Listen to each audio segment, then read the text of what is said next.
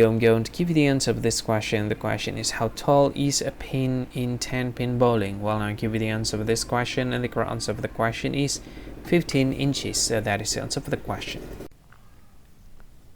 Hi, thank you so much for watching this video.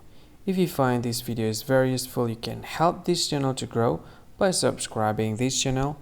Please this subscribe button and don't forget to like this video. And if you find this video is not really good, or you don't really like this video, or you kind of feel that it's a little bit offensive or something like that, you can click this one, dislike button. You can do that anyway. And if you want to share this video with your friend, you can share it by clicking this share button, and you can share it to any social media that you wish that is currently available at this time, like Facebook, Twitter, LinkedIn, and many others, right? And if you want to add this video to your playlist, you can click this one. You can watch this video later, and you can find more options by clicking these three dots.